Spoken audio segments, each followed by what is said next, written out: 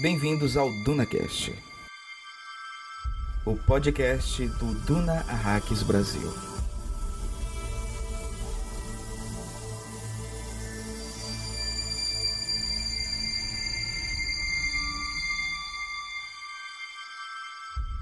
Yue, Yue, Yue, diz o refrão.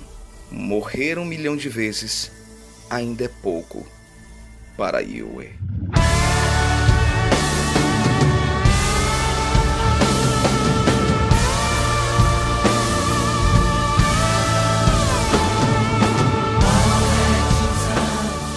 Saudações, Framing! Aqui, Pascoal Naib. Aqui, Hildon Oliver.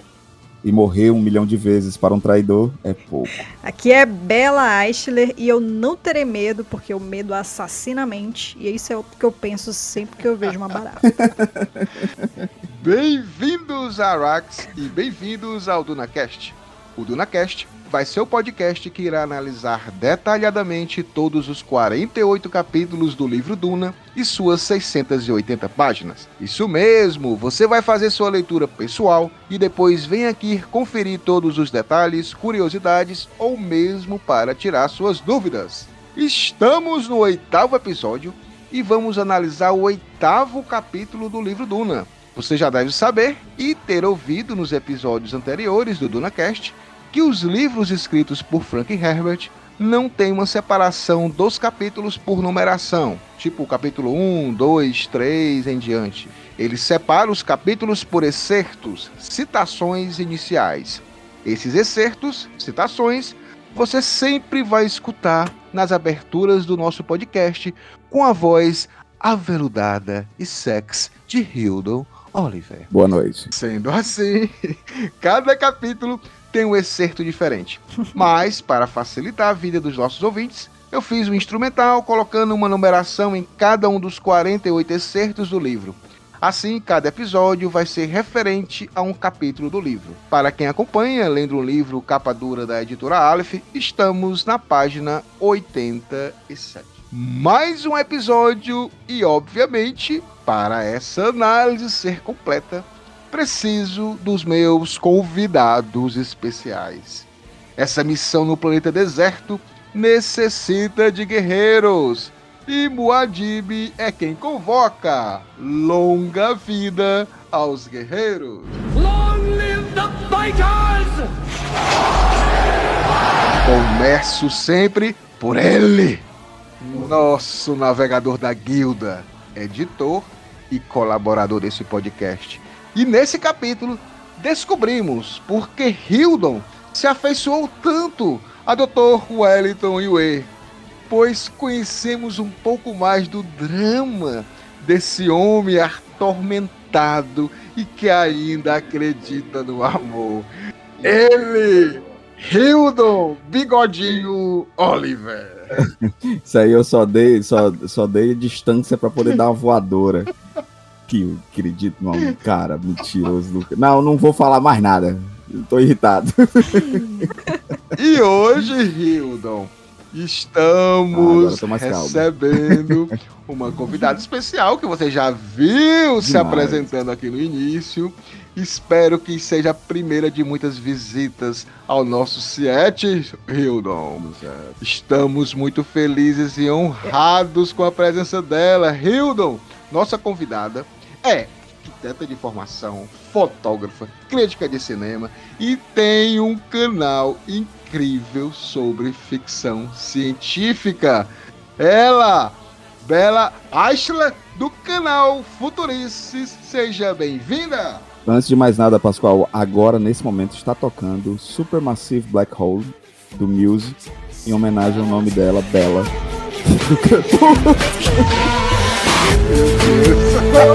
Tá curtindo aí, tá rolando. Não, peraí. Explica essa referência aí que nebulosa. Bella, muito bem-vinda, Bella. Tá louco. Uma honra. Obrigada, amigos. Eu tô muito feliz de estar aqui. Não entendo super de Duna, não. Mas vim aqui pra aprender com os melhores especialistas sobre o assunto. Muito honrada de estar que nós já vimos seus vídeos, Bella. Bella, eu queria só que tu falasse um pouquinho assim, a gente convidou a Bela. A Bela foi um dos nomes também, Rio, não tá? Sim. E eu lancei lá tipo uma enquete no DunaHacks Brasil e no DunaCast de convidados que a gente poderia ter, né? Nessa nova fase de novamente falar de Duna, de capítulo a capítulo. E claro, o nome dela estava lá várias vezes. E eu, humildemente, de forma assim, mandei uma mensagenzinha básica, marquei ela lá no Instagram. Colou, não é aquele negócio de colar, colou, Rio. Ela na mesma hora mandou uma mensagem super atenciosa, gente boa, né? E estamos aqui com ela. Bela, por favor, fala assim só um pouco pra gente, porque assim, uma das coisas, né, Rio, que a gente preza muito é a questão porque assim, nós estamos no nicho, né, ficção científica é um nicho, e um nicho que a gente tem e quer cada vez mais mulheres nesse nicho, né, e ver uma mulher, né, e ver você se aprofundando nesse tema, pra gente, pô, muito, muito legal. A gente queria você aqui exatamente por isso, mas fala um pouco da tua ideia, como é que tu criou esse canal, por que tu curte ficção científica, qual foi o filme que tu se apaixonou, assim, primeiro, assim, e aí disse, cara, eu quero falar disso aqui. Ai, gente, foi um rolê de infância, assim. Na verdade, não era nem um filme que hoje em dia são os filmes cult, super profundos, assim, porque quando eu vi na infância, a gente quer ver uns negócios mais facinho, né? Então, pra mim, foi De Volta pro Futuro, que eu era obcecada. Eu sempre quis ter um hoverboard. Quem não era? Sempre quis. Skatinho flutuante pra andar por aí, tirar onda. Achava incrível. Ó, eu acho uma sacanagem a gente ainda não ter um hoverboard. Pois é, eu vi a tecnologia tá atrasada. Também acho. E eu vi um canal no YouTube que eles tentam fazer e é meio que impossível, sabe? Vira um negócio melequento, assim, ele fica meio... Não dá pra dar em cima, entendeu? Poxa, acho que não vai rolar. Mas... foi isso, assim, com De Volta pro Futuro. Star Wars também fez muita parte da minha infância, assim. Eu não peguei nos cinemas, né, porque eu não sou... enfim. Eu sou ainda uma jovem senhora. Uma indireta. Ainda sou mais jovem. Eu posso ter visto alguma coisa, mas vou ficar calado. Eu vi a trilogia... a nova, não. O filme 1, 2, 3. Eu vi no cinema. O prequel, né? Aí os mais antigos... A fanfic. Cara, depois do que aconteceu nesses últimos 3 filmes, eu adoro. Não é? Ficou bom. Episódio 1, 2 e 3. Ficou bom. É bizarro, né? Pois é. Os últimos 3 filmes são tão ruins que melhorou até aquele filme horrível do Solo. Até já gosto do filme do Solo. Gente, sério. Aquele filme responde perguntas que ninguém perguntou. Isso me irrita. Assim. Eu vou... Antes da Bela só continuar como ela fez o canal, eu vou só fazer um parênteses assim. Cara, eu fui assistir esse prequel, né, do Star Wars, que era Ameaça Fantasma, né, o primeiro. Eu fui pro cinema, gente, acreditem. Eu fui... agora eu tô ficando doido. Eu fui pro cinema assistir apenas o trailer de Ameaça Fantasma, porque na minha época, gente, desculpa, vou ter que falar, não era tão fácil assim não saía no YouTube não. Não, verdade. Não. Você tinha que ver no cinema, cara. Então eu fui pro cinema e Ou comprar a revista 7 pra ver as novidades. Exatamente. E adivinha qual foi o filme que eu assisti? Eu não tinha a menor ideia de que era o filme. Cara, eu fui assistir Matrix sem saber. Eu também assisti Matrix sem saber. E saí de lá apaixonado. Eu fui assistir só o trailer de Ameaça Fantasma. Começou Matrix, quando terminou aquilo ali, é um dos filmes da minha vida. Assim, um negócio cara, assim. Você foi ver um filme sem saber qual que era o filme? Como é possível isso? Não, eu só fui ver o trailer de Ameaça Fantasma, era o que me interessava. Mas, Bela, eu vou te falar, antigamente era assim, tipo, Clube da Luta foi assim, o Sexto Sentido foi assim, eu só fui, eu não sabia do que se tratava. Tipo, não deu sinopse, porque às vezes você tava... Não tinha sinopse, ninguém falava, não tinha, ninguém falava sobre, foi muito zoado, porque, por exemplo, eu assisti o Clube da Luta, era outro tempo, eu fui assistir o Clube da Luta, aí saí do Clube da Luta, achei incrível. Com 3, 4 dias depois, eu vi a notícia lá do cara que matou a galera. Deu foi medo, né? Ninguém foi. Aí eu. Teve um cara que fazia medicina. Eu não sei se foi em São Paulo. O cara foi pro cinema armado. Acho que foi em Minas. E disparou geral na sessão de Clube da Luta. Tanto que o filme foi um maior fracasso aqui, porque meio que as pessoas ficaram com medo, né? E é um filme. O povo não queria ver. Filmaço, né? Não tem. Não, é um dos meus. Não sabia desse babado aí. Meu Deus. Putz, cara, Clube da Luta é um dos meus filmes favoritos. Sim, Bela, aí você. E aí você se apaixonou e aí resolveu fazer um canal. Eu queria só saber isso. Como é que foi o canal? Porque tu chegou e agora a gente já tem mais de 120 mil seguidores no YouTube, assim, ó. Pá! Ó, eu vou te ser bastante honesto, Bela. Eu já conheci o teu canal porque eu assisti um filme na Amazon Prime, que era o The Vast Night. Acabei de falar desse vídeo no filme. Eu acabei de falar desse filme no vídeo de hoje, acredito. Olha aí. Sincronicidade. Nossa, e assim, é um filme. Sincronicidade. Foi um filme que eu adorei e ao mesmo tempo. Sabe aquele filme que você quer conversar? Sim, eu acho que é uma alegoria, na real.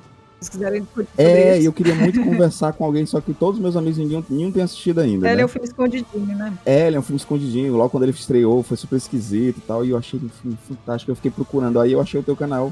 Aí eu sempre dou uma olhadazinha lá, porque eu curti muito.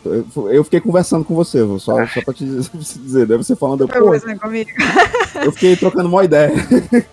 Então, só fazer um parênteses super rápido, super rápido. Pra mim, esse filme não é sobre ET, cara. Não. É sobre a mídia. E como a galera lá de cima controla e manipula a gente pelos meios de comunicação. Mas aí a gente discute isso depois, porque é uma lombra muito louca. Com certeza. Vamos fazer.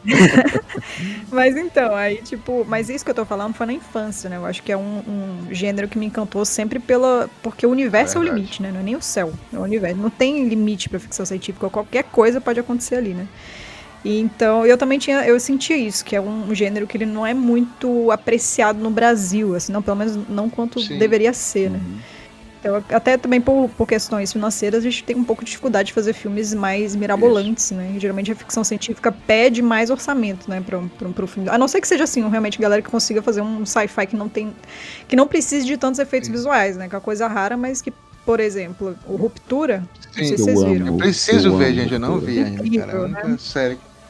Não viu, né? Mas ele usa pouquíssimos recursos visuais. Cara, tem momento que é só uma sala, Pascoal. Pois eu já vi, eu achei incrível tudo, sinopse, tudo. Louco. Nossa, amigo, você tem que ver. Pra mim, a série do ano passado é Ruptura.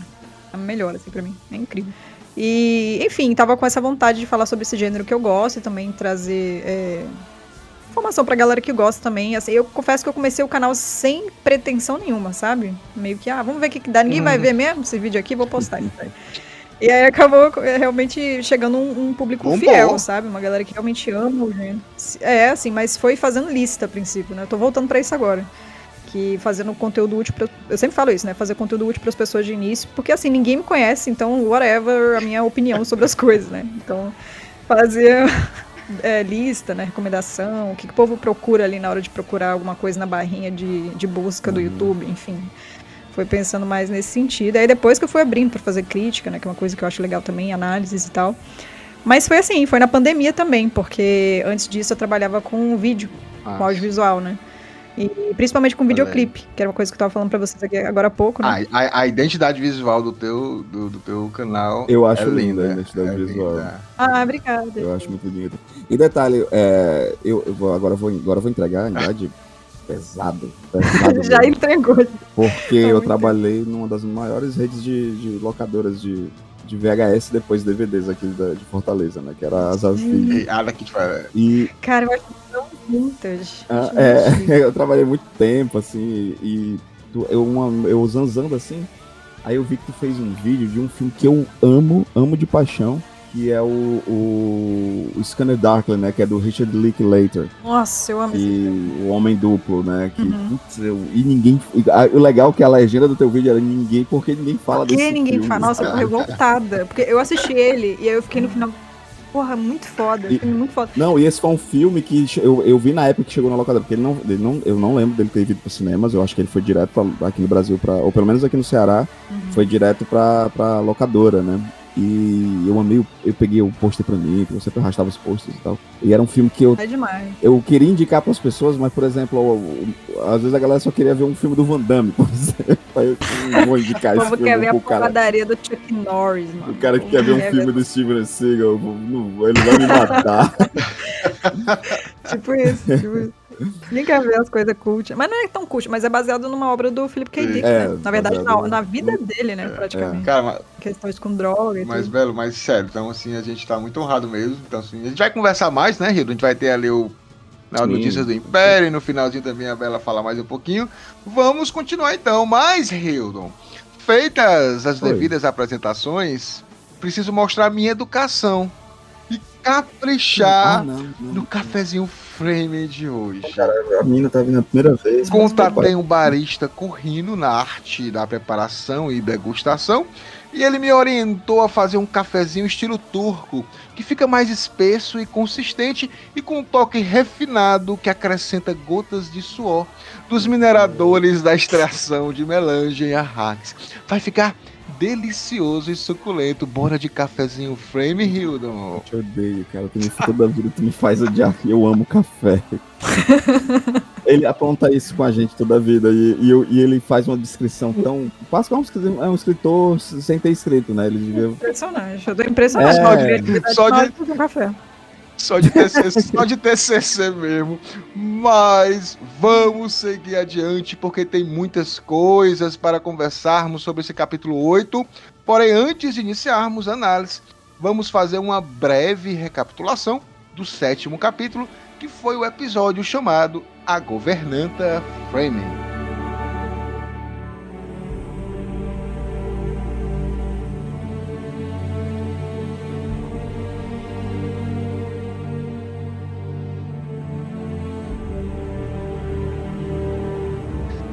Grande Hildo e Bela, a gente vai fazer aqui só uma breve recapitulação do capítulo 7, onde a gente teve 2 momentos significativos desse capítulo.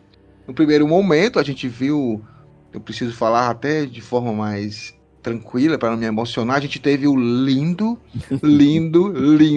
Duque Leto, Lady Jéssica, né? Conversando, a gente teve uma interação entre eles, e no segundo momento, a gente tem Lady Jéssica com a governanta Frame Shadow Mapes. E nesse primeiro momento, onde teve a conversa do Duque com a Lady Jéssica, a gente percebeu um pouco como é que funciona, né? Eles são um casal muito apaixonado. E vale salientar que o Frank Herbert se inspirou em alguns personagens, tem um pouquinho de Frank Herbert. Eu acho que ele parecia com aquele cara do Harry Potter que colocava as Horcruxes assim, cada um do lado, mas num lado positivo, tá? Então ele colocou lá um pouquinho dele no Duque Leto, e a Lady Jéssica era a esposa dele, né? Então assim, ele era realmente um marido muito, muito apaixonado. Era um cara assim, dedicado. Esposa entre aspas, né? Aí no caso aqui o Duque Leto, né, tá aqui com a sua concubina, que é interessante isso, bem lembrado, né? A gente viu aqui que não era esposa e que ela foi comprada, né? Então, assim, meio que a gente se espanta. Porque as Bene Gesserit são tipo uma resistência feminina diante de um mundo totalmente machista, patriarcal, que só quem manda são os homens, né? Elas são meio que essa resistência, mas ao mesmo tempo ela tem essas práticas de compra e venda de suas irmãs, né? Claro que elas vão colocar ali estrategicamente elas nas casas para poder saber o que está acontecendo, mas a gente tem essa visão. A gente vê que a Jéssica odeia o sogro dela morto, mas já estava morto, né? Que ela, primeira coisa que ela vai desembalar lá é a cabeça lá do touro, né? Que matou o pai do Duque Leto, e uma foto lá do pai do Duque Leto, todo entureiro. A gente vê isso lá no filme do Denis Villeneuve, de forma mais rápida, né? E a gente sabe que ele ele gostava de fazer essas festas para a população em Caladan, e aí um desses dias deu errado, deu ruim, e o touro ganhou. Ainda bem, eu torço sempre pelo touro. Ah, sempre. Não tem como. Eu também. Então meio que ele foi-se, né? E a gente viu aí essa conversa que ele quer que esteja pendurada, como se fosse um lembrete de que tem que ter cuidado, que a arena que o pai dele estava pode ser a arena da vida e tudo mais. E no segundo momento, a gente vê ela conhecendo uma Frame. A gente conhece pela primeira vez um Frame, conversando com uma Frame, que é a Shadow Mapes, que ela está ali na realidade, né? E foi enviada pelo Duncan Idaho, pelo Jason Momoa, My Boy mandou lá as pessoas para poder ver se realmente os Atreides seriam as pessoas de confiança que os Fremen poderiam meio que chegar em algum tipo de acordo, em algum tipo de parceria. E ela tá lá meio que fanatizada pela lenda de que vai vir uma mulher que vai dar luz a um prometido, e ela tá lá para fazer esse teste, né, Rebo? Quer falar alguma coisa específica? Também fique à vontade. Eu gosto muito desse capítulo, né, porque Jéssica é escolhida, né, a ser introduzida nesse universo E ela vem de um lugar, né? Apesar de toda a problemática dela, ela vem também de um lugar de muito privilégio. E é muito ambíguo isso, né? Quando a gente percebe a posição dela, né? Ela não é esposa, ela foi comprada, mas ao mesmo tempo, quando ela é colocada, você vê o quanto ela se sente incomodada, como ela se sente superior em relação a tudo isso, né? E essa relação dela com a Shadow Maples, pra mim, eu acho fantástico. E eu amo quando a Shadow Maples diz assim, coitada, sabe? Eu acho... Isso pra mim é tipo, caramba, ela vai sofrer muito ainda, né? Ela tá se achando muito, coitada. Ela é a escolhida, coitada. Tá lascada.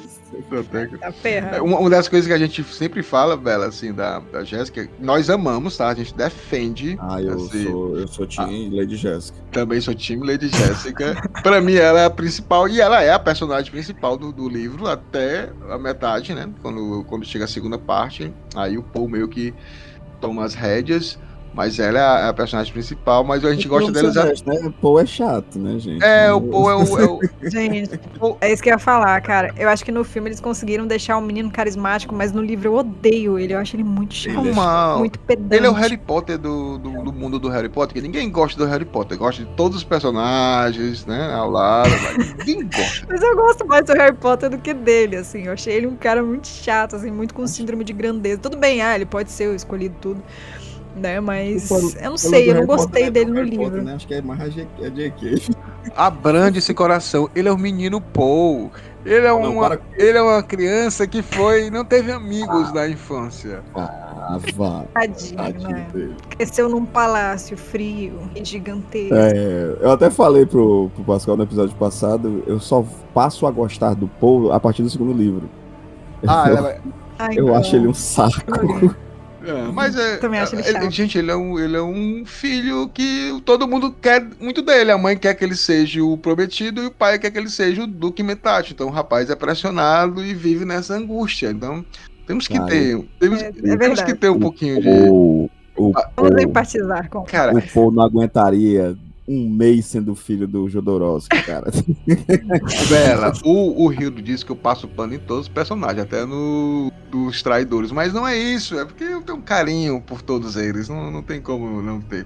Mas assim... Você não consegue, cara. Mas assim, esse capítulo, né, ele finaliza exatamente com essa situação de que a Jéssica, que é uma coisa muito interessante também, né, Bela? A Bela até já falou em alguns vídeos dela de Duna, que tem essa questão da manipulação religiosa. É sempre colocado aqui no livro que, assim, esse prometido, ele não é, assim, uma coisa mística. É totalmente produzido. A gente vê que e a Lady Jéssica, ela vai falando vez após vez, né? Que ela tá usando o que as Bene Gesserit mandaram, tipo as missionárias protectoras, né? Para poder implantar lendas em várias civilizações. Então elas usam disso, dessa boa fé alheia, para benefício próprio, né? Então a gente vê em Duna muito isso, essa questão da construção, sempre de modo artificial, de alguma coisa que a gente acha que vai ser mística ou salvadora. Na realidade, são tudo planos dentro de planos para você poder controlar uma outra pessoa, né? Então acho que, se quiserem acrescentar mais uma coisa, acho que foi isso, basicamente. E a gente passa, inclusive a gente está ainda na mesma cena, porque a Jéssica estava falando com o Duque, estava falando com a Shadow Maples, agora ela sai lá da sala onde estava a Shadow Maples e vai atrás do Paul, porque no último capítulo ela ficou meio que, eu preciso ver o Paul, tô com um pressentimento, aquele pressentimento de mãe, né, que sempre acerta, eu preciso ir. Então, esse próximo capítulo é exatamente falar um pouquinho sobre o que vai acontecer agora. E o fato deles estarem num terreno hostil também agora, né, então ela já tá encucada desde com a criada nova, né, rasga a pele da mulher pra ter certeza e tudo. Então ela tá encucada, daqui a pouco vê atrás da orelha aí que tem uma coisa estranha nessa casa. Tem uma coisa estranha, nós vamos descobrir o que é que tem. Finalizada a nossa recapitulação, precisamos passar para nosso quadro semanal de informações sobre o universo de Duna. Notícias do Império.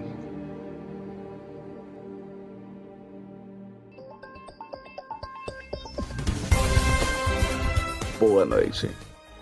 Esse é o Notícias do Império, aqui no Duna Hacks Brasil.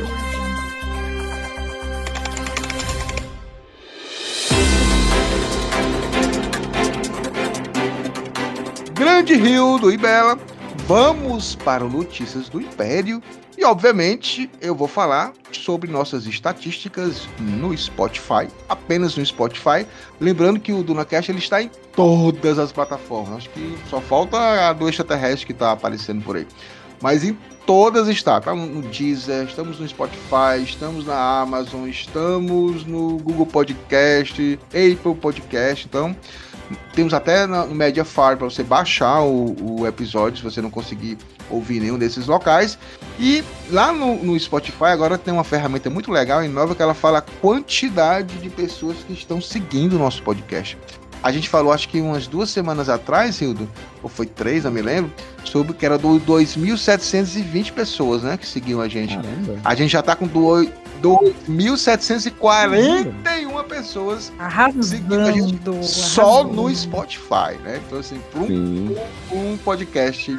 Cara, a gente fica feliz, porque é um nicho dentro do nicho, né? A gente tá no nicho de ficção científica e especificamente de Duna, então, assim, quase 3.000 pessoas seguindo a gente só no Spotify, né? Então, é uma coisa muito... Fora um monte de atrocidade que eu falo, às vezes, né? Eu fico feliz. Mas o povo vem pra isso. O povo vem pra isso.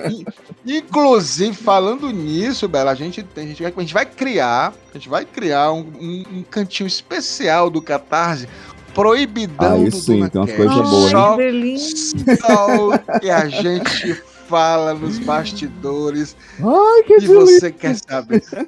Que delícia. A Bela soube de muitas coisas hoje aqui. Foram fofocas imperiais incríveis, mas tem que seguir e apoiar a gente no Catarse para poder a gente fazer isso. Mas falando sério, a gente faz esse plano de estar colocando semanalmente, né, um podcast. É um trabalho, né, tem toda a logística de convidados. E a gente precisa também pagar o nosso editor. Então, o nosso editor precisa dessa grana também. A gente precisa que vocês nos ajudem. É só seguir a gente, é só ver a gente lá no Catarse. Tem várias formas que vocês podem apoiar, vários planos, né? Várias formas de R$5, R$10, R$20. E cada uma dessas etapas aí você ganha algumas coisas. Inclusive, participa de um grupo específico, exclusivo, onde apenas Hildon Oliver, ele não está em nenhum outro grupo, gente. Ele só está nesse grupo do Catarse, do DunaCast, falando todo dia como ele deixa o cabelo dele mais sedoso e mais lindo. Está lá, o dia a dia dele, o Big Brother, é o bebê Hildon. Então, aproveitem para poder ouvir isso, tá? Nós também temos um grupo de WhatsApp da galera que é ouvinte, né? Que tá ali apoiando de alguma outra forma. Se você não pode contribuir financeiramente, apoia a gente divulgando, mandando mensagem, né? Pedindo, Bela, por favor, dá atenção pra esses 2 rapazes. Eu que vou entrar e ficar enchendo o saco de vocês agora. Olha, a gente conseguiu, a Bela já tá aqui, obrigado, gente. Olha, as coisas vão melhorando, a gente vai trazendo a galera que vocês querem, né? Eles começam a vir. Então é importante isso, essa divulgação. Então, muito obrigado por esse apoio, muito obrigado pelos seguidores. Quem tá ouvindo a gente não segue, cara, apoia, vai seguindo ali no Spotify, que esses números também são interessantes, e aproveita e faz uma avaliaçãozinha lá. 5 estrelas, né, pessoal? No próprio Spotify, que ajuda muito. Não, já manda 5. O ideal é 5 estrelas, tá? Manda 5 que eu vou mandar um áudio no grupão 5. lá. Com essa voz. Olha aí. Com essa voz. Ficamos animados.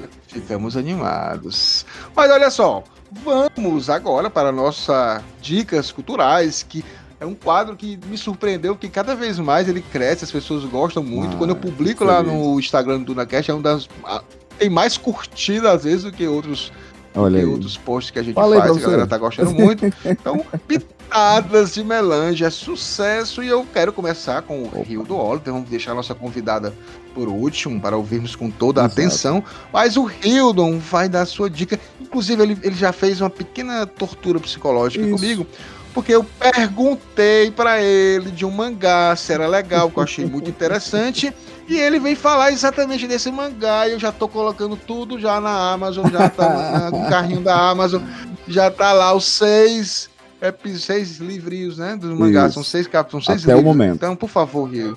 Até o momento. No caso, o 7 já tá chegando também aqui no Brasil. Eu quero falar para vocês de, né, muitas pessoas devem conhecer ele como To Your Eternity, né, que que é por conta do nome do anime, que tem no Crunchyroll. Mas eu quero falar do mangá... Caracas, tem um anime? Tem um anime no Crunchyroll, cara. Que inclusive tem 2 temporadas já, que é Uma Vida Imortal, que apesar de estar na demografia, né? Demografia, galera, onde cada mangá / anime se encaixa, né?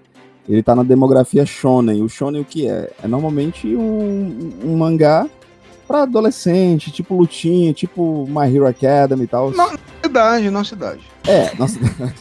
Mas, cara, eu não sei por que ele tá na demografia shonen, porque ele é pra te fazer chorar. Você chora de formas absurdas. Porque imagina um ser, né, que ele entra em contato com esse universo, é um universo comum. Inicialmente a gente tá acompanhando a história de um rapazinho que tá meio afastado, como se fosse na Sibéria e tal, num lugar muito frio.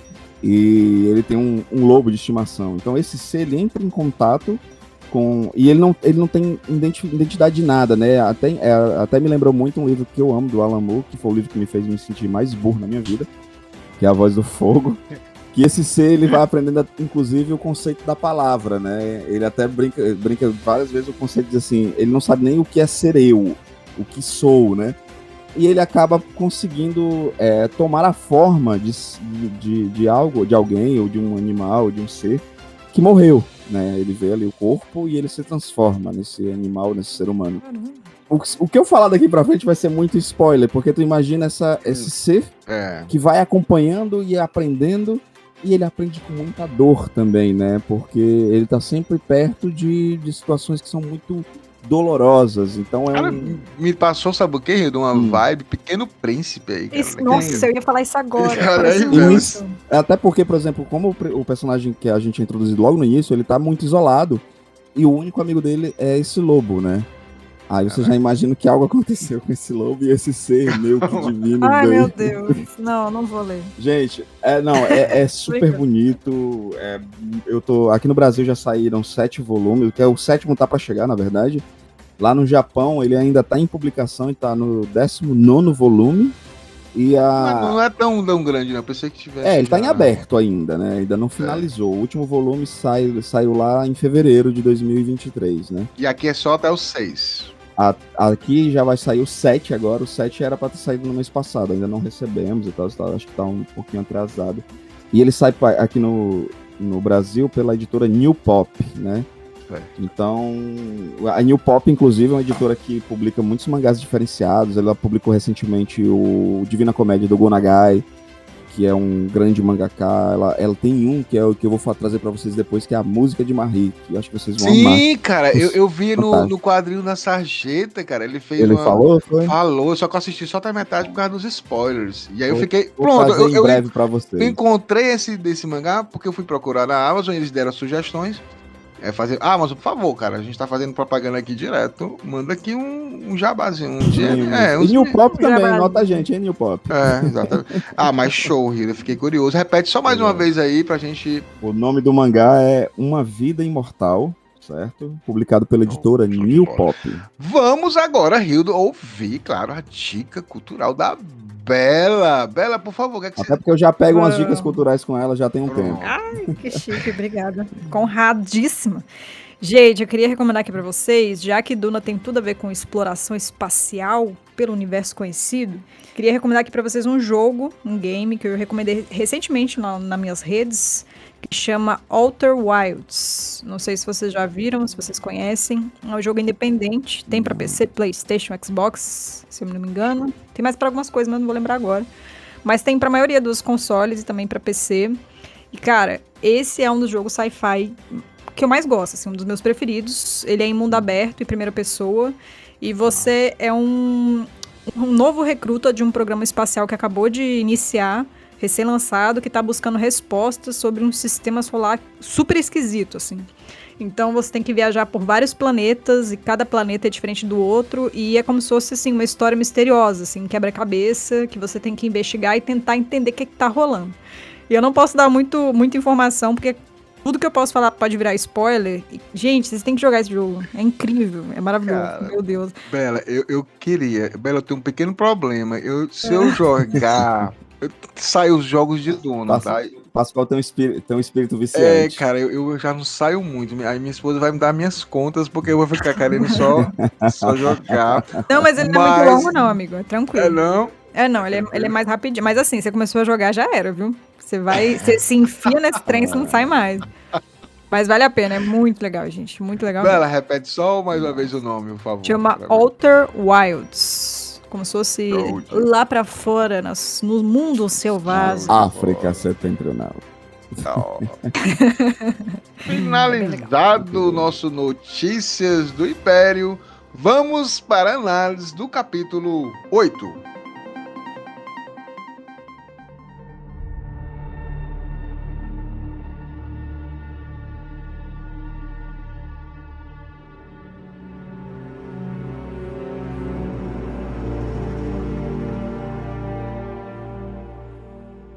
Vamos para essa análise, porque aqui tá o personagem até agora que o Hildo está mais apaixonado. E acabamos o episódio de hoje. Muito obrigado, gente. Bela. Foi ótimo. Vou trazer a Bela de novo semana que vem, porque, trouxe a Bela pra falar desse cara, bicho.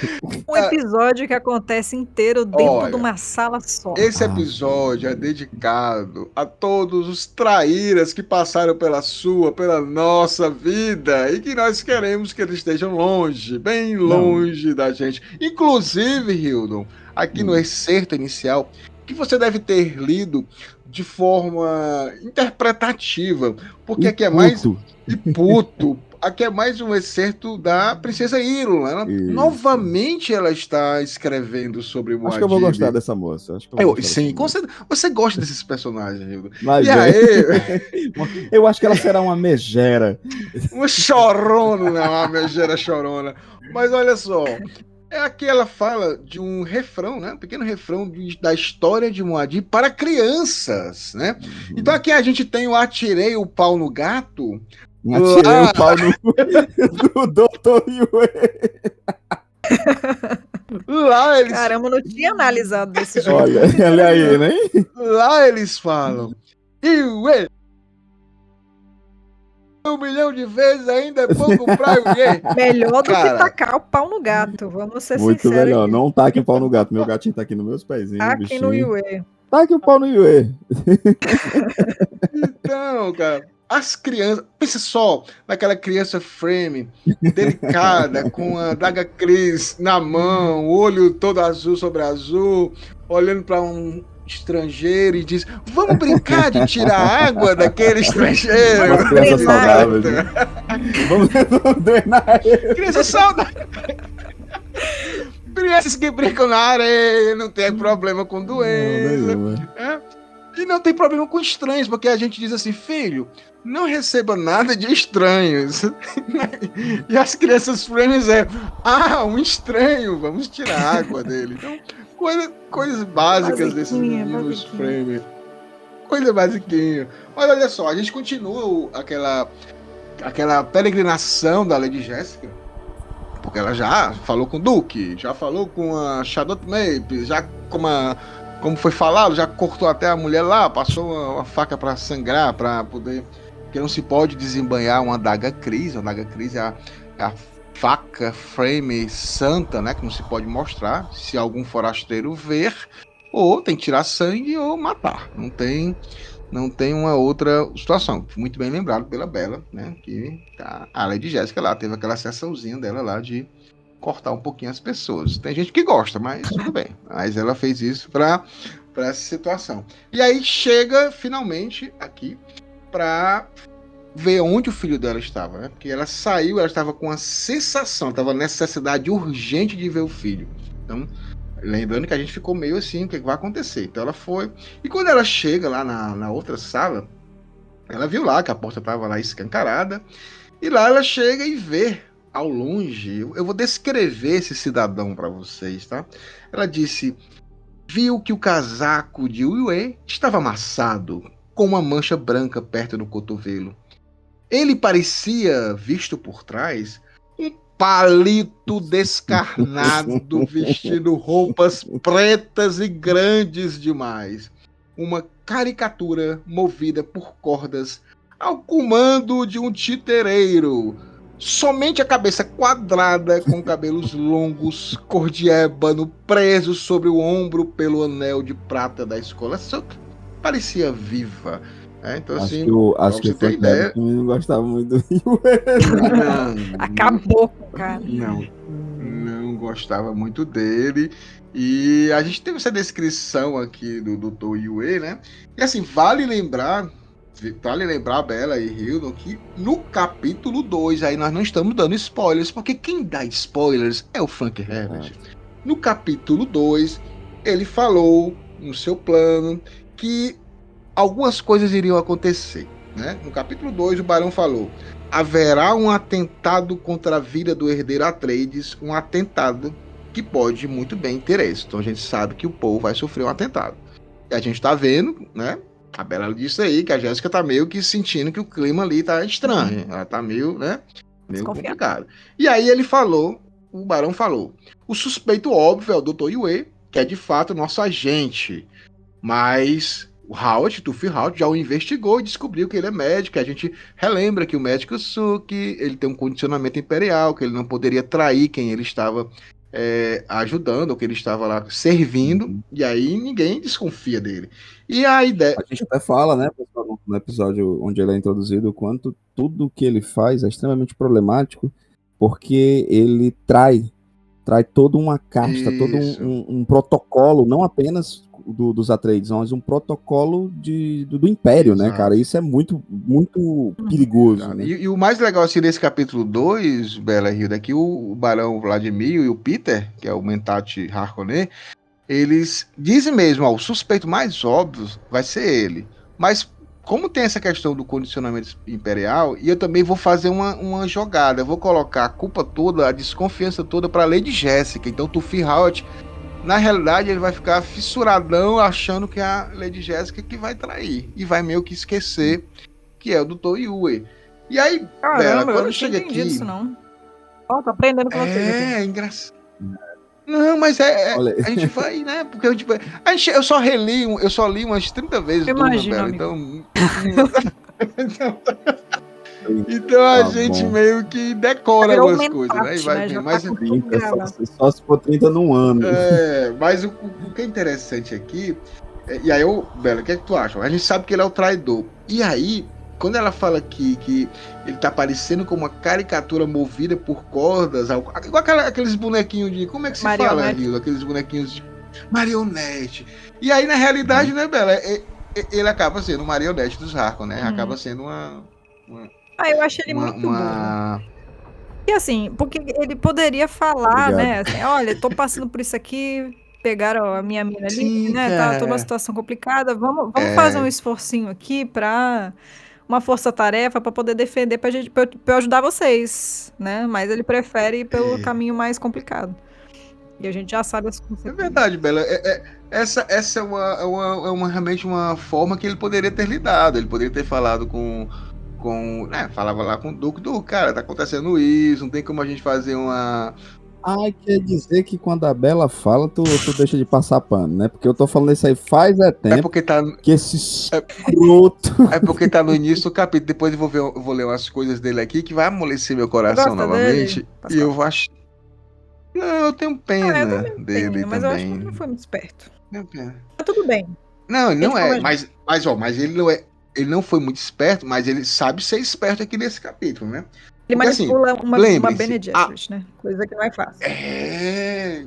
Exatamente, Bela. Porque assim, a única pessoa que realmente poderia detectar, porque lembre-se, né? As Bene Gesserit conseguem ler as minúcias do corpo da pessoa, as expressões. Jéssica é a patroa, ela consegue, as Bene Gesserit conseguem realmente, né? Perceber, né, como é que a pessoa está. E aí, a única pessoa que poderia realmente desconfiar, detectar que ele estava fazendo algo errado era a Jéssica. Então, era, como a Bella falou, era o cara, ele tinha que enganar a Lady Jéssica. E aí, apesar de ele ser realmente burro no sentido de tentar uma outra estratégia, aí também, Bella, a gente pode até perguntar, né? Até que ponto ele estava normal? Porque assim, o cara tinha um condicionamento, esse condicionamento não era um condicionamento normal de palavra, era um condicionamento mesmo, deve ser assim, de o cara colocar alguma coisa na cabeça dele, e, tipo, ter que fazer aquilo ali, e de repente tava defeituoso, né? Então até que ponto esse cara também não já estava meio que louco, né? Porque a todo momento ele diz, será que ela tá viva? Será que ela tá morta? Não é uma situação muito legal, não. Então a gente tem essa questão, né? Então ele também não tá tão bem assim. A gente vê que ele tá definhando, né? Assim, fisicamente. E é uma situação muito complicada mesmo, assim, porque ele realmente precisa conseguir enganar uma Bene Gesserit, né? E ao mesmo tempo se aproximar dela, ganhar a confiança dela, né? Então realmente a gente fala, é muito burro e tal, porque eu acho que a solução de tentar conseguir a aliança deles numa situação dessa seria mais... Eu acho que teria trazido resultados melhores pra ele, né? Até pela força do Duque e tudo mais, e o legado que ele tem, a influência que ele tem e tudo mais, talvez trouxesse um desfecho melhor, né? Mas realmente conseguir fazer o que ele fez foi difícil, né? Foi uma situação bem complicada que ele conseguiu, vamos dizer assim, administrar. É até bizarro também, né? Porque quando você fala, né? O poder de persuasão, o poder de interlocução que esse cara tem, e ele simplesmente joga isso fora pelo simples fato de não utilizar essa comunicação, esse poder no momento certo. Ele acaba indo para um caminho que ele acha que é o mais fácil, mas não, esse caminho que ele tá é o caminho mais problemático de todos, é um caminho que não faz nem sentido se a gente parar para pensar. Até Pascoal falar, é um último romântico, é um cara que se cegou pela possibilidade da esposa dele ainda estar viva. Isso ela tá com os Harkonnen, gente. Não tinha o que fazer mais, sabe? Nesse momento era pra ele estar. Eu disse assim, não vou salvar minha esposa, eu vou atrás de vingança, porque é só o que sobrou, né? Tava no escuro ali, né? Tava no escuro. Assim, e aí, claro que eu fico brincando, o último romântico, ele não é realmente o último romântico. Mas assim, uma das coisas que a gente até fala, né? O traidor aqui, como é colocado, a palavra traidor é muito forte, então é muito assim, a gente já reage de forma instintiva, assim, porque a gente tem a ideia dos traidores no decorrer da história, né? Judas, né? Então, automaticamente você tem, detesto esse cara. E o Frank Herbst tem esse... Mas ele não teve opção, né? Não, e aí eu coloco a seguinte situação, aí eu vou fazer um advogado do diabo, assim. Nós estamos falando de casas nobres. Aqui nesse capítulo ele fala exatamente isso. Na conversa com Jéssica, a gente descobre que os Harkonnen têm uma rixa com os Atreides mais de 1000 anos, assim, de rixa, né? É um negócio assim... Inclusive, eu queria perguntar pra vocês, se você, assim, como eu não tenho conhecimento do universo além, eu também nem sei se pode falar aqui pelos spoilers, né? Mas se existe alguma informação sobre o que é essa rixa, assim, o que aconteceu para existir essa rivalidade de anos e anos, né? O que será que gerou isso? Existe alguma informação com relação a isso? Existe. O grande, como o Hildo gosta muito, Brian Herbert, da sua... Porque assim, o Brian Herbert é o filho do Frank Herbert que expandiu o universo, né? E aí, ele pegou algumas desses espaços vazios, esses hiatos que o Frank Herbert não desenvolveu plenamente, tipo o Jihad Bluteriano. Aí ele escreveu um livro sobre como é que foi o Jihad Bluteriano. E tem também sobre essa questão dessa rixa. Ele lançou uma trilogia que é a Casa Atreides, Casa Harkonnen, Casa Corrino, em que ele fala como foi, isso aí, como foi que aconteceu, que essas casas ficaram nessa guerra, nessa vendetta, nessa vingança. Mas na realidade mesmo, foi no Jihad Bluteriano, muito mais tempos atrás, mais de 10 mil anos atrás, que houve essa rixa. Pra vocês terem ideia, os Harkonnen eram heróis, cara, no Jihad. Caramba! Então, assim, e aí depois... eu só vou falar assim por cima, porque realmente tem alguns spoilers, mas tem um determinado momento numa batalha decisiva em que todo o Império, não existia Império na época, todos os planetas com humanos se unem para lutar contra a máquina, que seria uma vitória, uma luta final, e os Harkonnen meio que saem. Parece, sabe o que, Hildo? O Hildo conhece muito o Senhor dos Anéis, parece o Retorno do Rei, quando o menino vai lá na caverna pegar os espíritos daqueles guerreiros que fugiram na hora da batalha final contra Mordor e foram... Fantasmas, né? Caramba! que foram amaldiçoados. Pronto, os Harkonnen fizeram mais ou menos isso. Na hora H, né? No dia D, na hora H, coisa horrível. Referência péssima.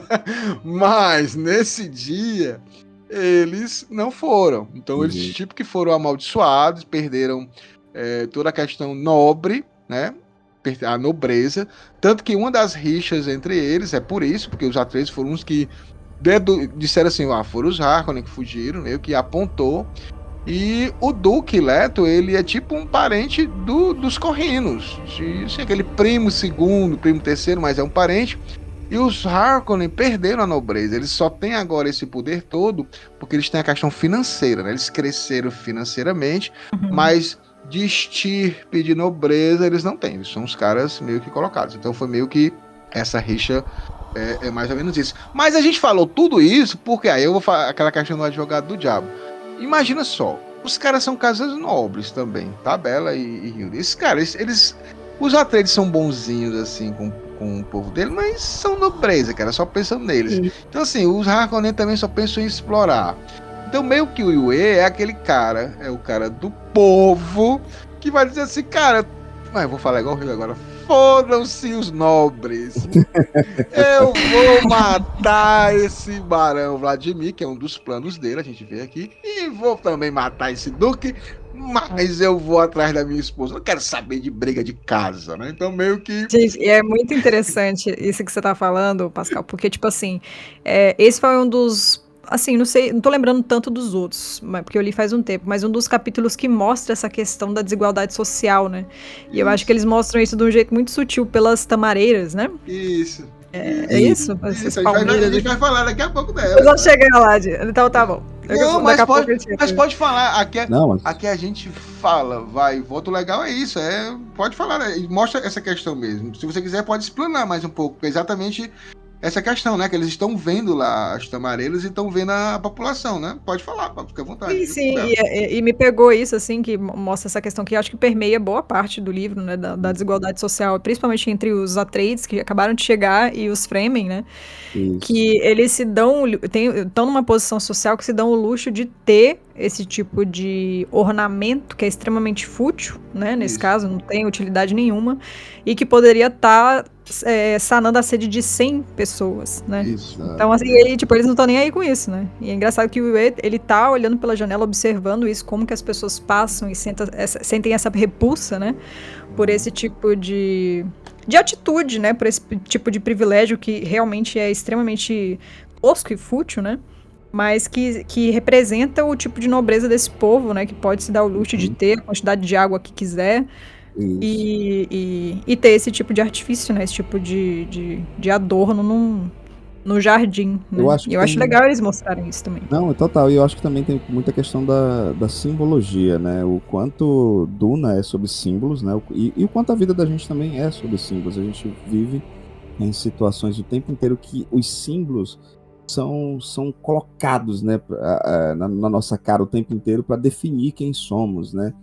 E esse status, né, até a gente brinca com o Jodorowsky, por exemplo, quando ele queria fazer o castelo, né, do Barão Harkonnen, que fosse o rosto dele, né?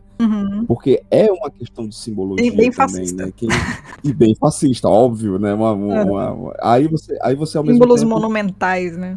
Exato. Aí você tem o cara que abraçou o fascismo de forma absurda, né? Deixando bem claro, mas você tem ali, mas os heróis Dukes, o Duque Leto, lindo, uma pessoa bonzinho, benevolente. Mas tem ali um símbolo também, sabe, de escrotidão, de dizer assim, olha, tá vendo? Eu posso fazer isso. Eu posso deixar de oferecer água para 100 pessoas, mas essas tamareiras, elas são tão importantes porque elas passam uma mensagem, né?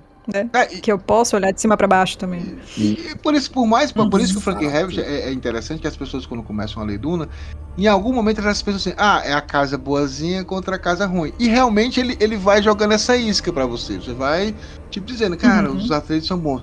Assim, os Atreides são justos, são mais justos do que os Harkonnen, claro, óbvio. Não quer dizer muita coisa, né? Exato, mas é uma classe, cara. Os caras são nobres, eles só pensam, eles vão... É porque tem aquele lance do lugar do oprimido, né? Isso não quer dizer muita coisa, bicho. E o que foi legal no filme do Denis Villeneuve, que eu achei muito bem sacado, foi que no livro do Frank Herbert, quem faz a introdução de todo o capítulo é uma princesa, né? É a princesa Irulan. Todos os excertos iniciais é uma princesa que lê.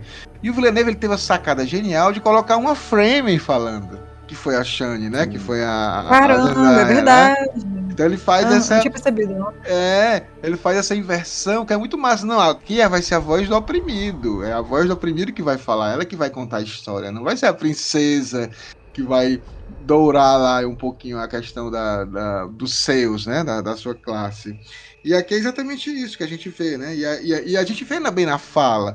Quando o Dr. Yue... Primeiro o Dr. Yue, ele usa essa questão da distração, de olhar para baixo, né? Como foi falado pela Bella, para enganar a Jéssica, né? Porque quando a Jéssica chega, cadê meu filho? Aí ele fala, teu filho tá ali dormindo no quarto, Jéssica. E aí ele... né? Aí ele usa disso, né? Chata do caralho. Pra poder... me desculpe, Jéssica, eu não queria falar assim, Leide. Aí ela meio que... Pra poder, a partir daí, ela não desconfiar dele, achar que, a partir daí, ele tá nessa situação.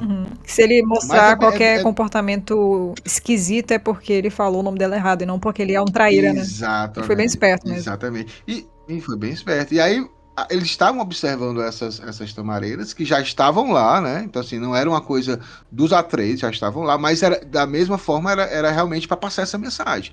O cara que tava lá, o colonizador, ele tava ali. No filme do Denis Villeneuve, ele também fez uma pequena, aquela liberdade artística que ficou legal, que não tem essa conversa, né? Ele tirou, tem essa cena, a gente tem imagens dessa cena, mas não foi deletado, o Villeneuve não coloca à disposição, essas cenas, mas na realidade foi o Paul indo falar com o cara que estava cuidando lá das tamareiras, né? E aí ele pergunta, você quer que eu corte? Quer que a gente corte isso aí para poder, né? Ele disse, não. Isso aqui são sagradas. É sonho antigo, né? Então, na realidade, poderia ser uma forma de ostentação para a galera mais nobre, mas o povo também fez uma nova ressignificação, né? Ali, tipo assim, cara, um dia nós vamos ter isso aqui, assim, e vocês não vão ser os caras que vai dar isso pra gente, não. É porque, mais uma vez, a gente está trabalhando com os símbolos, né? O povo oprimido, de certa forma, eles precisam encontrar uma resposta e um caminho, né? Sim. Existe muito lance do caminho da fé. Enquanto algo é introduzido de forma que é para oprimir, esse povo que está sendo oprimido, ele pode resignificar essa mensagem, né? E trazer um ato de esperança, né? Na morte, na dor, ele diz assim, mas nesse símbolo aqui eu também tenho esperança de que isso vai ser para todo mundo, de que isso vai chegar para todos nós, né? Eu consigo ter esse... Vai ser do povo, né? Mas ao mesmo tempo tem que pensar também que é um negócio que está sendo regado há sei lá quantos anos e tomando a água de muita gente. E você vai cortar essa porra, mano. Cara, a gente perdeu muita água para isso aqui estar em pé, entendeu? Exato. Então é sagrado. Não é uma árvore nativa, né? É uma coisa que foi levado chegou um momento que não dá mais para abrir mão, né? Tipo, não vou abrir mão disso aqui. Foi caro isso aqui. Foi caro. Mas é legal ver a opção qual. Olha como essa questão da nobreza. Porque assim, o Frank Herbert ele é muito sutil em algumas coisas, mas você percebe nas nuances. Quando ele fala. Quando o Yue tá olhando lá as tamareiras, né? Ela fala sobre a questão da turba, né? Que eles viam uma turba, né? Uma fileira de 20 de palmeiras e continuou estudando a turba que passava, né? Imaginando porque o ex estava olhando para aquelas pessoas, né? Então, desde o início, quando ela chegou, ela fala assim, quem é aquele turba lá, todo mundo, aquele povo feio, seco, lá no alto, fedorento, né? Que não toma banho, tudo gritando lá. Então, ela tem essa... Mas eu amo a Lady Jéssica, tá? Mas ela tem, sim, ela é um pouquinho soberba nesse sentido, e é legal essa conversa deles dois, né? Porque é exatamente isso que vocês estão falando, né? O Yue, ele vê de forma pragmática, né? Diz que quando as pessoas olham com esperança, não é com esperança que aquilo vai melhorar, não. É porque eles queriam que caísse algum fruto e estão vendo que não tá na época, e aí ficam com raiva, né? Ele é bem assim, né? E ela já fala assim, mas a gente vai investir aqui agora, um trocadinho aqui vai melhorar a situação desse povo, né? E E é um pensamento ainda colonizador que o Frank Herbert não deixa de fazer a crítica. Claro que os Atreides... Fazer uma cutucada, né? Não tem como não ser. E Aston Martello... Ele não passa o pano, né? Ele não passa o pano. Inclusive, tem uns discos que ele leu os capítulos de Duna, antigo isso, é difícil achar, mas ainda a gente acha no YouTube. E aí ele vai fazendo a leitura e ele vai fazendo comentando, né? E ele comenta que dos Atreides ele comenta, cara, é a minha casa preferida, mas não se engana, eles são povo colonizador tanto quanto os Harkonnen, né? Então ele fala isso, né? Então você... Heróis controversos e falhos, né? Senão não tem graça, senão vira super-homem, um saco, né? Não tem graça. Mas é aquela coisa, né? Até a gente já trouxe esse link diversas vezes, né? Os Atreides são gregos, né? Os Atreides, eles são a máxima do povo grego. E o povo grego, né? O herói grego, que é o conceito... É por isso que eu odeio quando alguém chega e fala ele é um anti-herói. O conceito do herói é grego. E o herói, ele é falho. Por quê? Porque ele é humano. Ele é um ser humano. E o ser humano, em sua essência, é falho, né? Isso. Então eu curto... Não tinha como os heróis da história serem perfeitos, né? Sendo gregos como são. Sendo escritos por quem foi, né? Senão nem tem graça também, a gente não consegue criar empatia, né? Assim, a primeira leitura de Messias após Duna, as pessoas tendem a não gostar. Elas só vão gostar se elas lerem um capítulo e for ouvir o DunaCast, que a gente analisou um por um. Inclusive, já tá gravado. Tá gravado todos os 24 capítulos do livro Messias de Duna. Mas o livro Messias de Duna, que foi escrito em 69, ele é um livro que envelheceu muito bem. Porque... Hoje em dia que a gente acha muito normal ver crises de identidade em heróis, né? Você vê um lado tão mais cinzento dos heróis hoje em dia, você vê isso de forma muito recorrente, né? Em várias séries. Em 69 não tinha isso, né? Do herói ter essa camada cinzenta. Exato. E mostrar assim, cara, esse cara é falho. Que essa clareza, também, né? Ele não é só bonzinho, não. Tem um lado dele aí também que precisa ser mostrado. Então ele falou isso. E realmente os Atreides têm essa questão da Grécia. A palmeira também era um signo sagrado de Apolo. No cristianismo também, ela tem a questão de ser o símbolo da vitória na luta contra o espírito da carne, dos mártires. No islamismo, a palma também simboliza a hospitalidade. Então, assim, como o Frank Herbert coloca tudo de religiosidade nisso aí, é interessante a gente também pontuar essa questão. Mas aí ele passa aqui a conversa, passa sobre essa conversa, né? E aí, em determinado momento, né? Nessa situação, você... Olha, eu vou ler isso aqui, eu acho que depois que eu ler isso aqui, se você não se sensibilizar, você é um homem de coração de pedra. Ele fala... cadê, meu Deus? Ele diz assim... E o Wave se virou para que ela não visse seu rosto. Se ao menos fosse possível odiar estas pessoas em vez de amá-las. Eu odeio o Wave. Artista esse Pascoal. E olha só, e aí... Gente, aí a Bela vai falar um pouco também. Não é nosso lugar de fala agora, gente. Agora vai ser lugar da Bela. Porque o Will, ele coloca a questão inteira. Pronto. Bela, o Yue, ele teve, né? Tem uma esposa, ele não sabe se tá viva ou morta, que é o Vanna, depende de como você gosta. Ela tá com os Harkonnen. E aí ela era uma Bene Gesserit, tá? E aí uma Bene Gesserit sequestrada. A gente colocou aqui em outros programas, episódios anteriores, Bela, que nós entendemos o seguinte. Primeiramente, sobre essa pessoa específica. Ele era muito apaixonado por ela, né? Muito mesmo. Você vê que tanto que é por causa desse gatilho que ele está fazendo tudo isso, né? Por causa do amor a essa esposa. E ela era uma Bene Gesserit.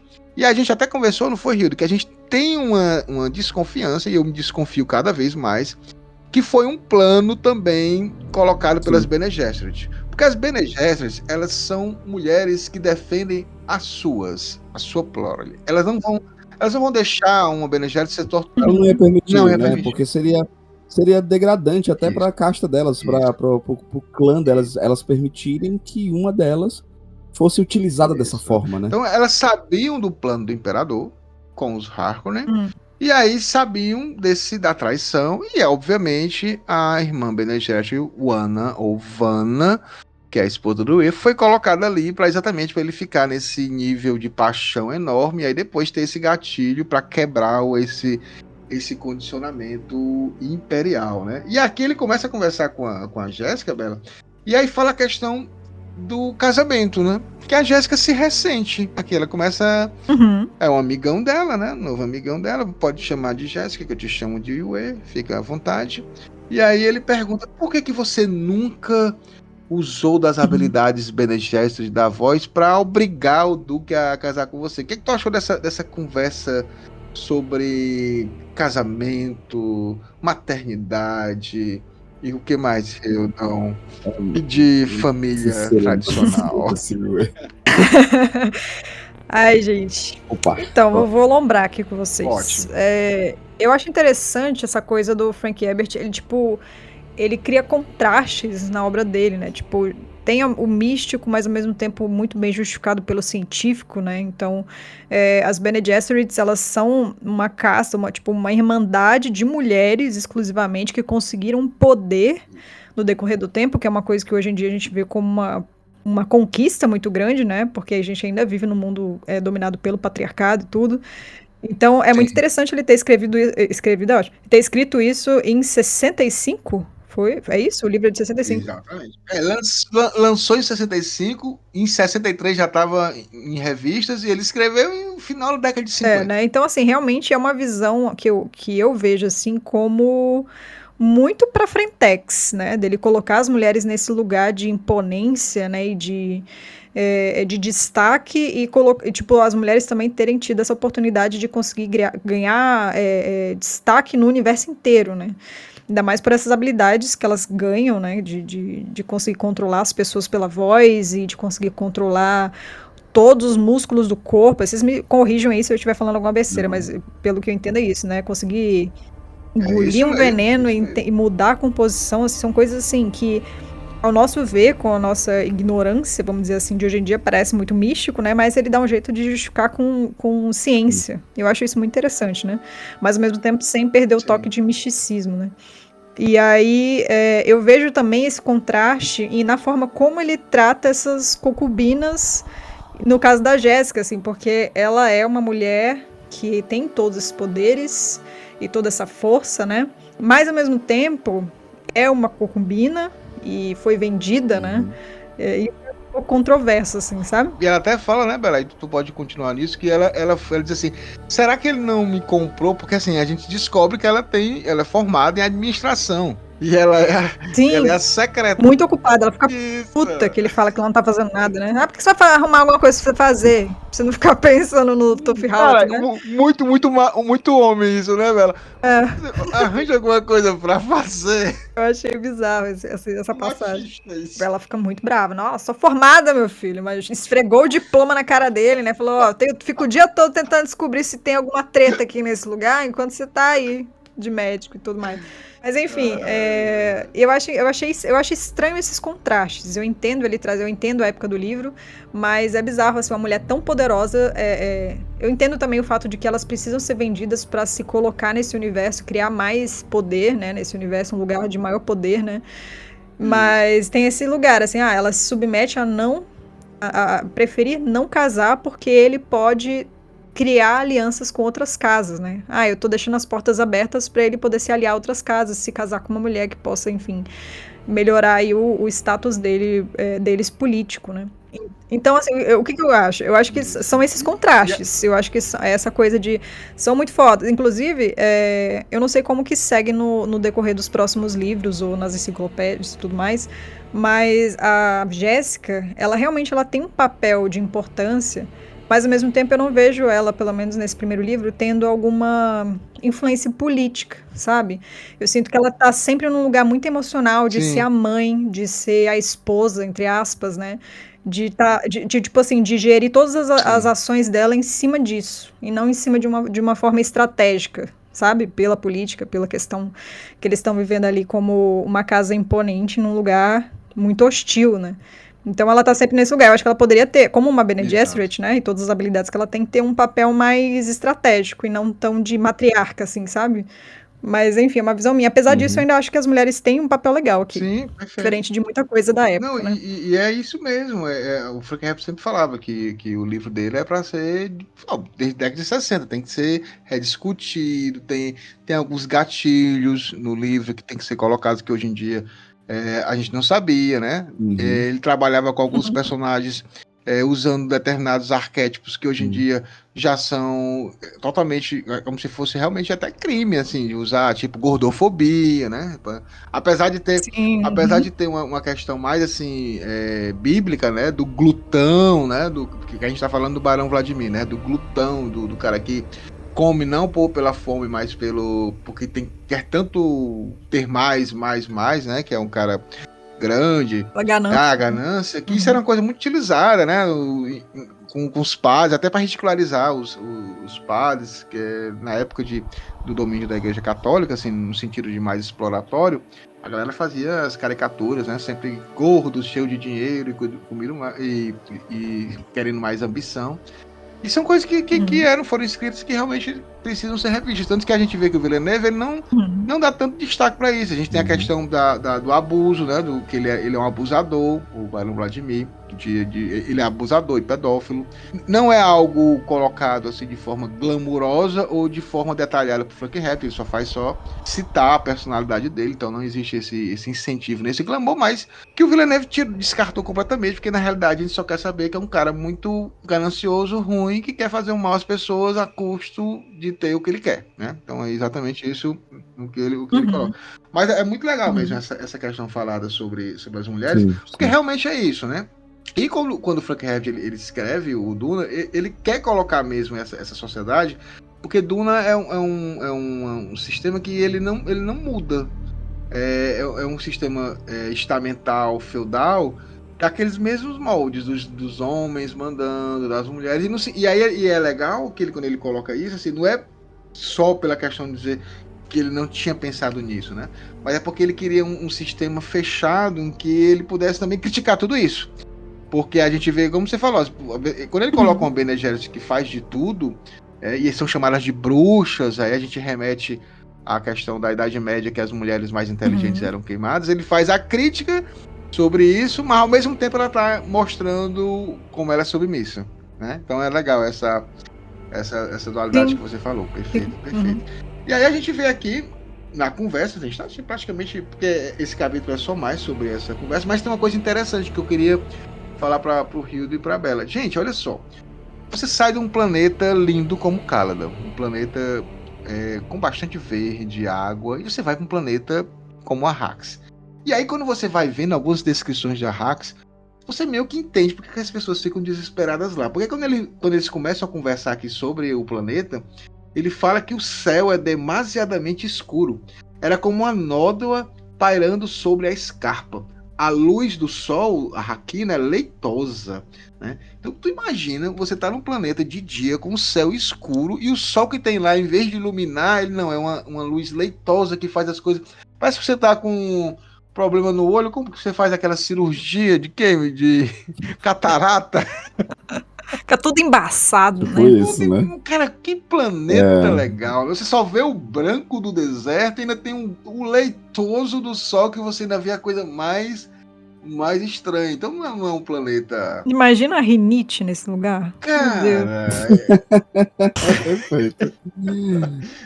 Agora eles lançam uma dúvida aqui. Eu quero conversar com vocês, que acho que esse é o último ponto aqui desse capítulo. Gente, existe água em Arrax, tá? Quando a gente fala que Arrax é um planeta deserto, lembre-se que ele é completamente, assim, quase todo só de deserto, de areia, mas nas calotas polares tem gelo, por incrível que pareça, pouquinho, mas nas extremidades tem gelo. E a Jéssica, conversando aqui com o Yui, fala que quando eles furam a terra, aparece água. Quando eles querem fazer lá um fiozinho d'água, então tem água, e de repente acaba, cessa, como se alguém fosse lá e fechasse a torneira, né? E é interessante porque eles ficam se perguntando o que será, né? Será que é uma atividade de algum ser vivo, matéria vegetal, animal, alienígena? Aí eu volto para vocês da questão de como é uma mentalidade predatória e exploradora de casas, né? Eles vão para um planeta somente para extrair o melange, eles não estão nem aí para a população, para a ecologia, para fazer com que aquelas pessoas vivam melhor. É uma coisa que a gente vê, né? E isso aqui é uma das coisas, né? Pô, se o cara fura o chão e tem água, você vai pesquisar sobre isso, não, Bela? Você não vai usar um dinheiro para saber o que tá rolando. Tá acontecendo isso? Os caras só gastam dinheiro. Mas, Pascoal, é mais uma vez, assim, apesar de ainda ser alguém melhor do que era anteriormente, do que eram os Harkonnen, ainda é o colonizador querendo sugar o que realmente importa para esse povo. Porque, as assim, riquezas, né? Exatamente. Em Arraki não tem nenhum problema. Tem água que eu tô esbanjando água com umas tamareiras lá, escrota. Né?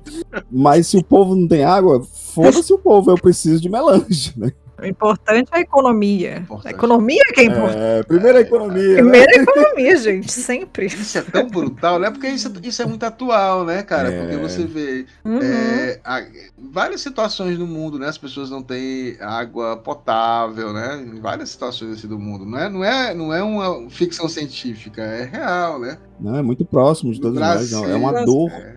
Quando a gente lê isso, é doloroso.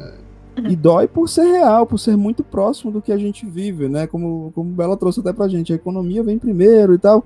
O que a gente vê, né, de tantas pessoas, mas se eu te der esses direitos, eu não consigo te pagar, sabe? E é muito disso, né? Eu só quero consumir cada vez mais. Quando não puder mais consumir, então a gente joga você fora. A gente vai pra outro canto, né? O azar deles é que a melange só tá lá, né? Então não tem opção. A melange só está lá e só quero saber disso, né? Não quero saber de mais nada. E aqui a gente vai para a nossa parte final desse capítulo, em que há um determinado momento, quando o Yue fala a palavra Harkonnen, né? Ele vai falar um pouco, minha esposa foi pega pelos Harkonnen, a Jéssica detecta que ele consegue falar Harkonnen com mais ódio do que o Duque Leto. Isso é interessantíssimo. Né? Com muito asco, né? Com muito asco, com muita raiva. E aí é o que acontece, né? Automaticamente ela meio que coloca de lado essa desconfiança dela, porque se o cara odeia tanto os Harkonnen, qual mal iria fazer a casa delas, que é exatamente a casa que luta contra eles, né? Então essa seria uma lógica para ele escapar, né?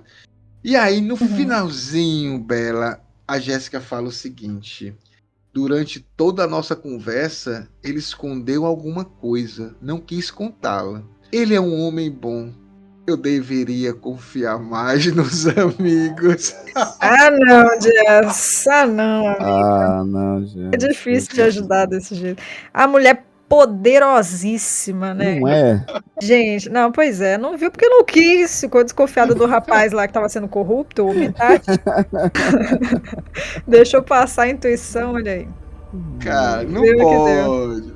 Exatamente. E o legal é isso, né? Você vê os personagens do Frank Herbert, você vê, cara, pô, como a Bela falou, bebe o veneno, faz uma boa gargareja e já sai uma água potável daquele veneno. Você é uma criança.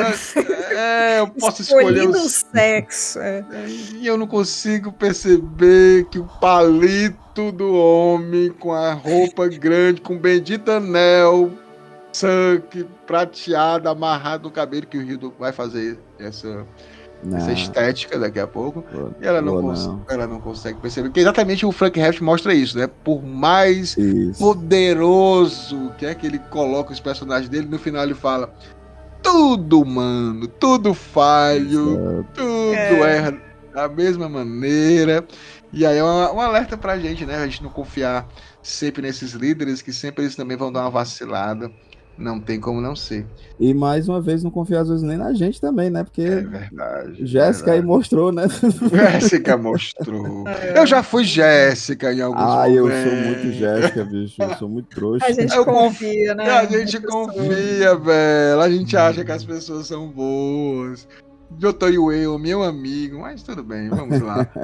A gente finaliza essa nossa análise desse capítulo 8 e aí a gente vai para as nossas considerações finais.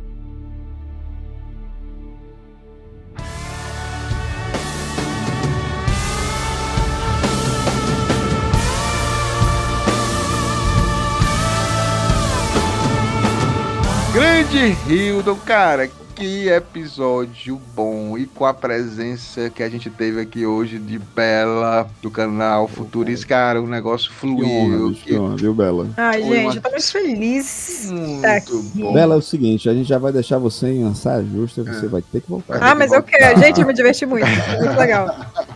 Muito legal mesmo. Vocês são profissionais. Eu tenho que aprender muita coisa com vocês. Olha. A gente tá aqui junto, a gente aprende junto. Vamos. Mas olha só, antes da Bela falar um pouco, né? A gente vai deixar ela por último pra falar bastante um pouco do que ela viu. Eu queria, Hildon, que você fizesse suas considerações finais, que você achou de mais interessante nesse capítulo, e também fizesse o seu jabazinho. Hildon, eu quero criar minha identidade, um podcast, eu preciso fazer algo, eu não sei como fazer, o que é que eu faço? Pai, você não tem problema, você entra em contato comigo no meu, pode ser no meu Instagram pessoal, Hildon Oliver Art, ou no nosso Instagram do nosso de edição, que é Você arroba... já tem o cu, Hildon? Não, o cu eu não tenho. A Tem o quinta quê? série não dá, cara. O cu! A rede social indiana lá. Porque ele não tem Twitter, galera ele não quer pediu Twitter, pra ele lá- não quer ter Não, Twitter, não velho. sei. Eu digo, faça pelo menos o cu. Ele Não, quer. mas veja, eu também não tenho Twitter, Não, porque não. eu acho muito hostil e agressivo. Pronto. Bela, tu me Mexe abraça com o meu virtualmente agora nesse psicológico, é. momento. Não, gente, Eu- saúde não dá. psicológica. saúde psicológica. Né?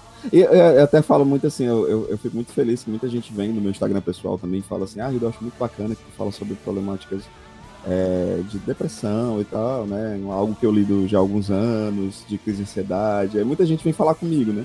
Nossa. Mas e eu acho que a gente precisa falar das nossas fragilidades e conversar com as pessoas, mas no Twitter, cara, eu não vou porque eu acho muito hostil, cara. Eu acho muito. Não, mas eu lhe Eu me cortei.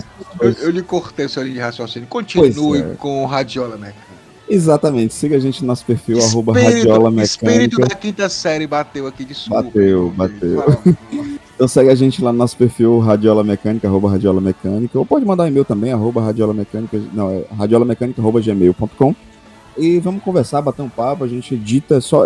Até fala assim, gente, eu faço edição desde podcast de futebol americano que tem, ao Cianime, que é de animação, já fiz áudio cartilha, faço voz, o que vocês precisarem, só falar com a gente no Radiola Mecânica. Inclusive, Hiro, por favor, recentemente você colaborou com quem? Cara, inclusive eu quero que vocês vejam lá o vídeo do nosso um querido amigo, PH Santos, né? Ele faz um vídeo de análise do fim da temporada do The Last of Us, que eles me prometeram que era uma série de zumbis, e em cada episódio eu chorei, inclusive até hoje eu não consegui superar o episódio 3. Aquilo é uma das coisas mais lindas. 3 é lindo, Coisas mais lindas que eu já vi na minha vida, sabe? Tô chorando agora, inclusive. Inclusive, de lembrar, cara, bicho, até a minha digníssima minha namorada, ela pegou e fez uma postagem no Instagram dela e botou assim, você é meu propósito. Eu fiquei até emocionado. Não, olha como ele é romântico, velho. O amor. O amor é lindo. Então, assim, gente, o PH ele fez uma análise incrível. Eu sempre termino de ver uma série, eu até falo, o PH é um querido, um amigo pessoal, mas eu sempre gosto de ver as análises dele. E nesse, ele terminou de gravar o vídeo e mandou uma mensagem pra mim, né? Hildon, tu que trabalha com voz, com edição. Eu já editei alguns trabalhos do PH também de podcast, com o pessoal do Videoarte, por exemplo. Aí ele, cara, faz uma voz aí pra mim de um trecho incrível, né? E eu fiz lá, então tô participando lá do vídeo do PH, dei uma chegada lá. Até postei esse trecho no meu Instagram pessoal. Então dá uma chegada lá, gente. Foi incrível. Tudo que vimos até aqui foi totalmente para entendermos que somos muito afeitos a colocar capas nos nossos queridos e foices na mão dos odiados, sem perceber que talvez a morte ela tenha capa e foice ao mesmo tempo. Todos vocês, incontáveis que morreram antes de mim, me ajudem. Diga-me como conseguiram morrer. Está de acordo? Ajudem-me a atravessar a onda que vocês atravessaram. Ajudem-me. Vocês que tiveram seu medo e não o quiseram ter. Como foi? O que lhes deu força? E vocês, que com força e coragem, que com indiferença e alegria, se entenderam com sua morte. Me deem a indiferença, a alegria e a serenidade. E esse capítulo, bicho... Bela, obrigado. Tu ter um capítulo que eu tenho raiva, foi divertido demais conversar sobre ele. Ai, gente, que bom. Muito obrigado. Eu adorei. Adorei, vocês me deram vários insights, assim, coisas que eu não tinha pensado. Mas uma das coisas que eu curto muito, eu já falei algumas vezes aqui, eu curto muito a forma como a gente grava, e os convidados sempre são muito receptivos, porque eu gosto, quando eu participo, e fazia tempo que eu não participava de nenhum projeto, eu participo de projetos que eu gosto de escutar, né, eu gosto de ouvir.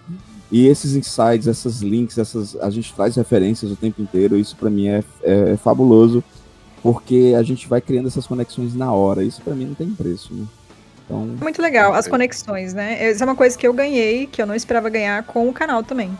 Eu achava que só ia ficar falando groselha lá sobre ficção científica e tudo mais, mas o pessoal realmente tem um público bem fiel, né? Que curte o gênero e tudo, que fala umas coisas que eu fico assim, gente, eu nunca pensei nisso, jamais, assim.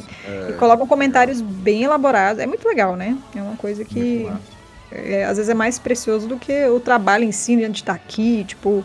porque é trabalhoso, né, gente? Pelo menos o YouTube é muita coisa fazer. Eu, pelo menos, faço tudo sozinho e é um trampo danado. Mas é recompensador, é recompensante nesse lugar de ter essa troca com as pessoas, né? De ter esse contato. Por mais que seja virtual, né? Ainda é muito legal. Não, mas parabéns. O canal é uma referência. Sim, eu amo a identidade dele. Também. Obrigada.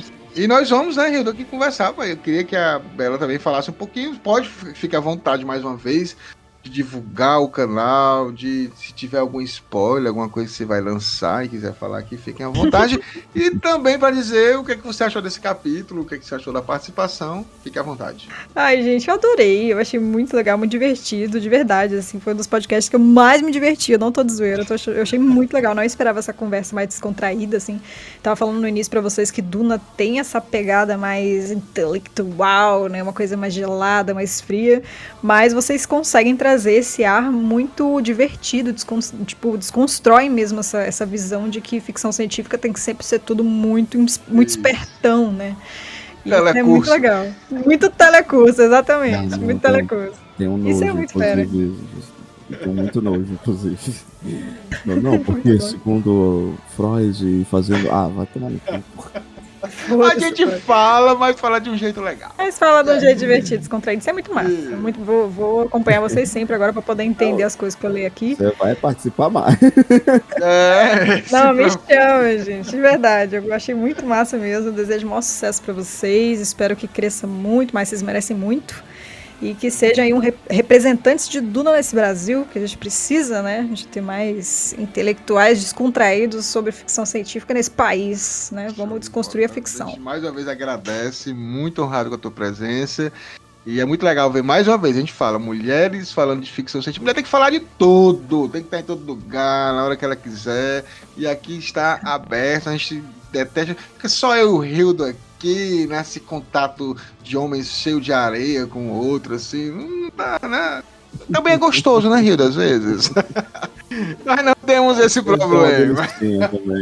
Mas, claro, a gente sempre quer realmente mais mulheres, porque é um público que na ficção científica também, que a Bela tá fazendo isso, mesmo mostrando que é algo muito massa, que não é algo inacessível, não é algo só, como você mesmo falou, para intelectual.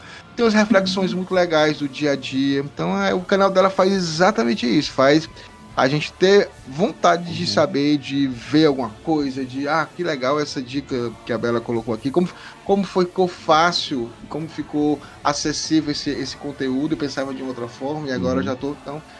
E não vamos longe também não, né, Pascoal? Assim, eu lembro de uma treta terrível que teve no Prêmio Hugo há um tempo atrás, onde só tava Macharal, né?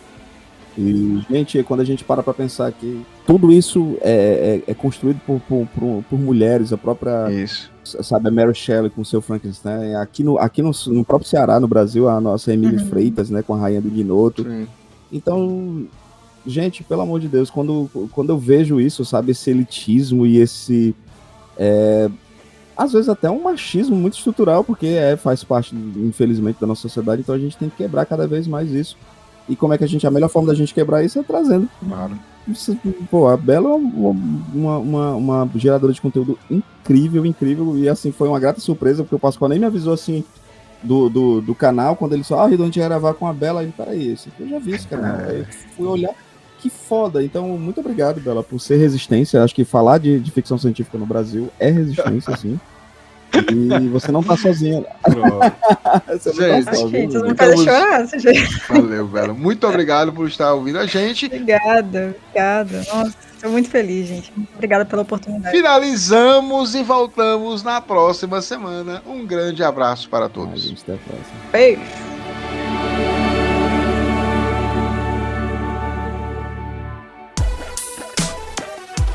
Esse podcast é editado por Radiola Mecânica. radiolamecânica@gmail.com